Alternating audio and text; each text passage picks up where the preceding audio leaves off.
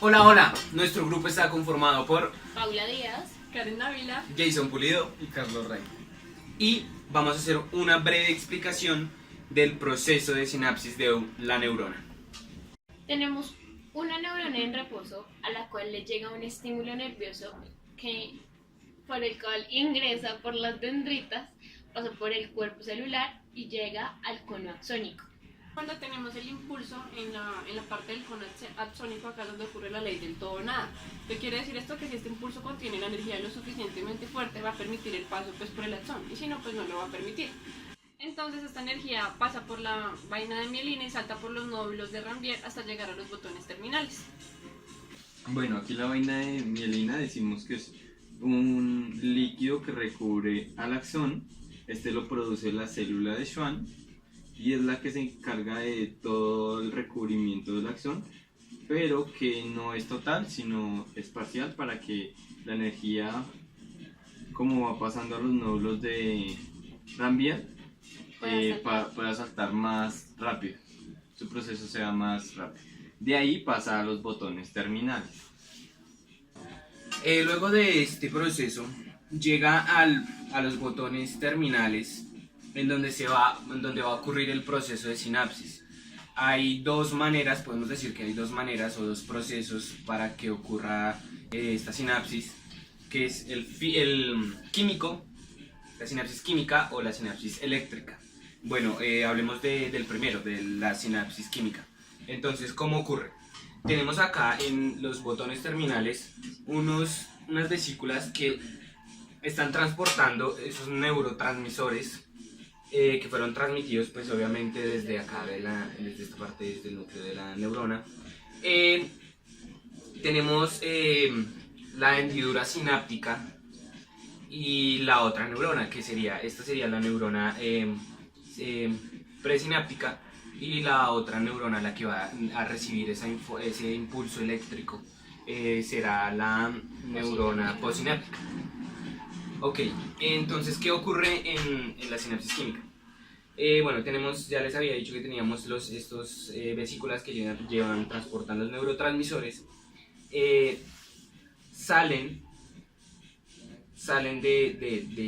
como tal de la neurona por esa hendidura sináptica, llegan a la membrana de la neurona postsináptica. Entonces ahí se sitúan, quedan en la membrana, pero no entran. ¿Qué es lo que pasa? Llegan a la membrana de la neurona postsináptica, allí se sitúan y lo que hacen es producir un canal para que puedan pasar estos neurotransmisores y los iones a la neurona postsináptica y se pueda producir obviamente esa transducción ya de información, ese paso de información de neurona a neurona. Ok, ese sería el primer proceso de sinapsis, por decirlo así. El otro proceso de sinapsis, que es el eléctrico, se produce cuando estos iones son transportados o subconductores por la hendidura sináptica. Ahí se acomodan, se agrupan dependiendo del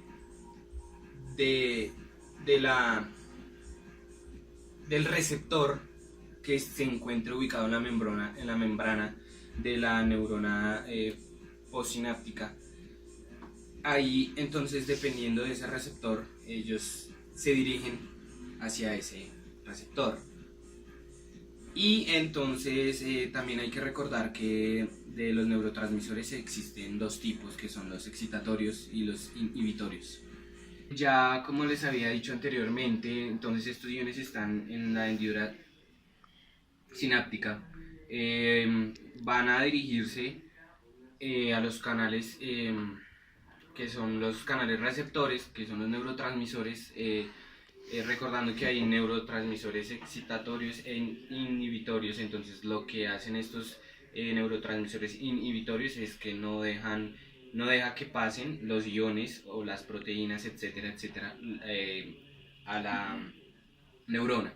Los excitatorios lo que hacen es excitar, como su nombre lo dice, a la neurona para que puedan ingresar los iones y producir pues ya esta sinapsis. En la sinapsis eléctrica hay un cambio energético en donde entran ciertos iones que son. El cloro. El potasio. El calcio. Y esto es lo que ocurre con estos neurotransmisores. Los inhibitorios evitan que pasen esos iones, proteínas, o etcétera, etcétera. Y los excitatorios hacen que pues excite la neurona para que puedan pues, pasar a la neurona postsináptica. Bueno, ya pasando estos iones positivos, los que ya mencionaron mis compañeros, aparte de eso hay muchos más, pero esos son como los principales. Se produce el cambio de electricidad, el cambio energético. Entonces ahí es cuando se da ese impulso nervioso. Y entonces ahí viene algo que se llama el potencial de acción, que mi compañera lo va a explicar brevemente. El potencial de acción se da cuando el impulso nervioso ingresa en la neurona, por lo cual cuando ella está en un estado de reposo, este impulso lo que hace es que lo activa. Entonces empezamos a causar una despolarización, que es que la neurona llegue a un punto de su potencial de acción. A partir de ahí comienza a bajar los niveles del impulso y se causa la repolarización. Puede causar que la neurona quede más negativa de lo que ya estaba, causando una hiperpolarización, pero siempre va a volver a su estado de reposo natural.